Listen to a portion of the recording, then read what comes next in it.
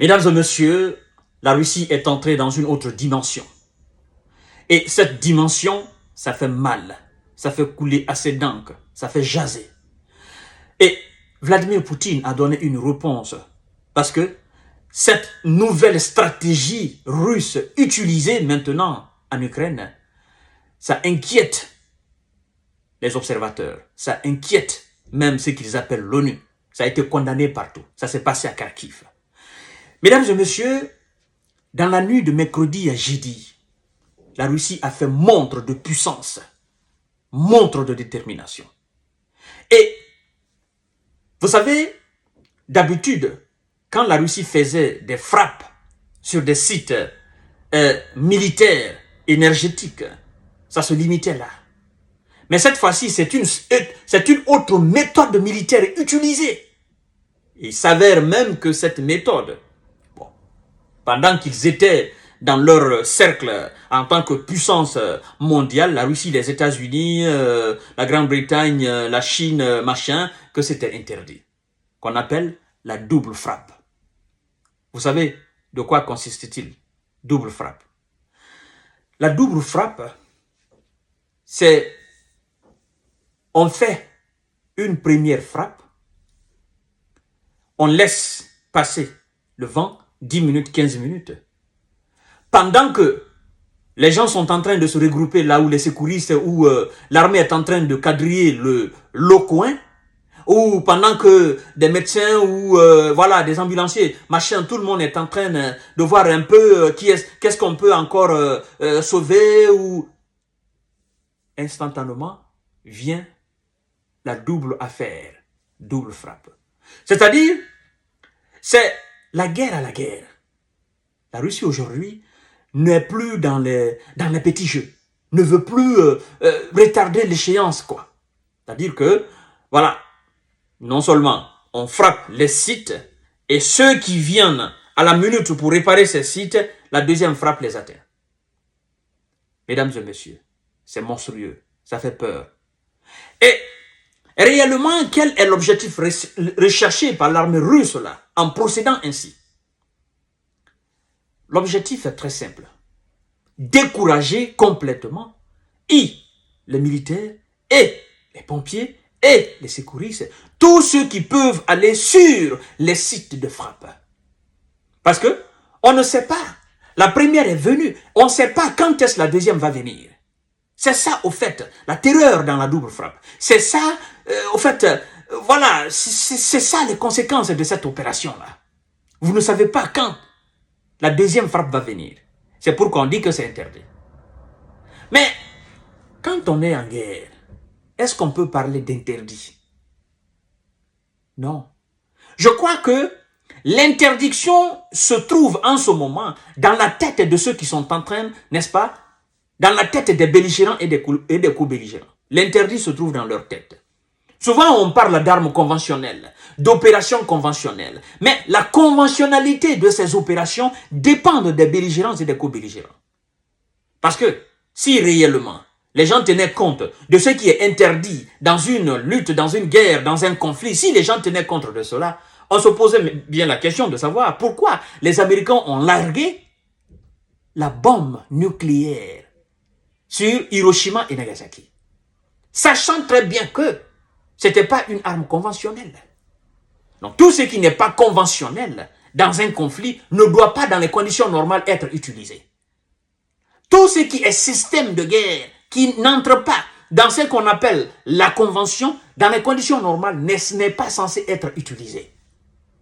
Mais puisque ça ne commence pas par la Russie, il y a eu une première et qui n'est pas la Russie, ben écoutez, la Russie se dit chaque fois, ben vous parlez d'interdit, mais qui est-ce qui parle, n'est-ce pas, des bombardements des Américains sur les villes japonaises pendant la Seconde Guerre mondiale? Qui est-ce qui parle de cela?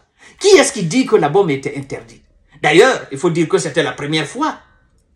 Et ils savaient pertinemment les conséquences, n'est-ce pas, de cette bombe. Mais ils l'ont quand même fait. Ils savaient parce qu'ils ont fait un essai quelque part au Mexique. Ils ont fait un essai. Ils ont vu les conséquences. Ils savaient réellement ce que ça devrait entraîner comme conséquence. Mais ils l'ont quand même fait. Alors, est-ce que ceux qui ont fait ces monstruosités peuvent être aujourd'hui des gens, n'est-ce pas, doués d'une très grande moralité pour faire de la morale aux Russes? Je crois que non. C'est pourquoi nous autres nous disons, écoutez, arrêtez toute cette mascarade. Parce que chaque jour, il y a toujours de nouveaux systèmes de guerre, de nouveaux systèmes de bataille qui va, n'est-ce pas, entrer dans la liste. Et ça se passe où? Ça se passe en Ukraine. Et écoutez ce que M. Vladimir Poutine dit par rapport à cela. Alors, on dit que plusieurs personnes, dont des secouristes, n'est-ce pas, ont perdu la vie à Kharkiv, dans ce que les observateurs appellent une double frappe de l'armée russe. Cette technique utilisée en Ukraine et en Syrie consiste à frapper une première cible 2 fois avant même de maximiser le nombre de victimes, notamment parmi les secours. Mais qu'est-ce que M. Vladimir Poutine a dit par rapport à cela? Poutine ne s'en cache pas. Il dit quoi? Écoutez bien, partagez la vidéo dans tous les groupes possibles. Abonnez-vous sur cette page, activez la cloche de notification. Les frappes sur le système énergétique visent à démilitariser Kiev, dit Vladimir Poutine. Dans le même temps, il a affirmé jeudi que les bombardements étaient une réponse aux récentes attaques ukrainiennes ayant ciblé des infrastructures en Russie. Et quand c'est l'Ukraine qui le fait, on l'applaudit. C'est un coup dur pour la Russie. On l'applaudit. On dit, vas-y, continue, continue, continue. Mais quand c'est la Russie qui procède, ça fait mal. Le stylo change de main ou change de verbe. De l'autre côté, ça condamne. Et quand l'autre fait, on applaudit, on trouve que c'est bien. On trouve, ah non, ils ont porté un coup dur à la Russie. Mais quand c'est la Russie fait, on condamne, l'ONU condamne. Ça me fait rire, cette histoire de l'ONU. Mesdames et messieurs, partagez la vidéo dans tous les groupes possibles. Le président russe Vladimir Poutine a déclaré jeudi 11 avril que les bombardements meurtriers visant le réseau énergétique en Ukraine qui ont entraîné d'importantes coupures de courant visaient, n'est-ce pas, suivant l'objectif de démilitarisation de l'Ukraine fixé par Moscou. Il dit, je cite, « Nous partons du principe que, de cette manière, nous avons une influence sur le complexe militaro-industriel de l'Ukraine », a-t-il déclaré lors d'une rencontre au Kremlin avec son homologue biélorusse Alexandre Loukachenko. Dans le même temps, Vladimir Poutine a affirmé que ces bombardements étaient une réponse aux récentes attaques ukrainiennes ayant ciblé des infrastructures énergétiques en Russie, notamment des raffineries. Voilà. Et vous savez, la fois dernière, M. Joe Biden, la Maison-Blanche, a interdit systématiquement à l'Ukraine de toucher aux installations énergétiques russes. Parce que les Américains craignent que la Russie ne s'attaque aux installations énergétiques en Ukraine aussi. Et de toucher des installations importantismes des Européens, des Occidentaux en Ukraine.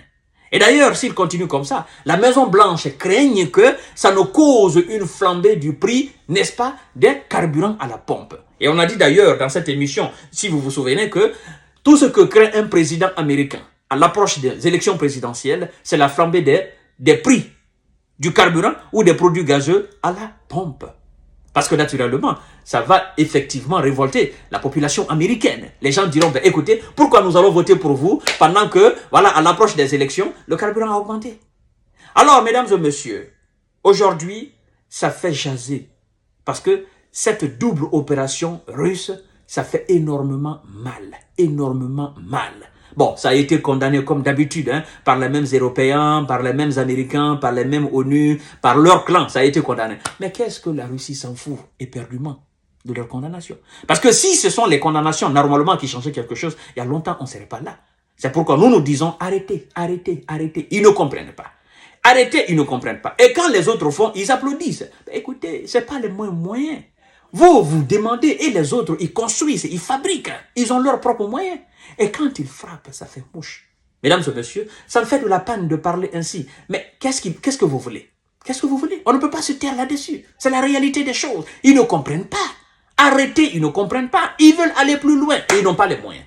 Alors, à tout à l'heure pour notre série d'informations de décortiquage. Partagez la vidéo dans tous les groupes possibles. Voici ce qui se passe à Kharkiv. Et ce qui s'est passé à Kharkiv, il y a plus de 40 missiles et 40 drones qui sont entrés en danse et qui ont fait dégâts là. À tout à l'heure.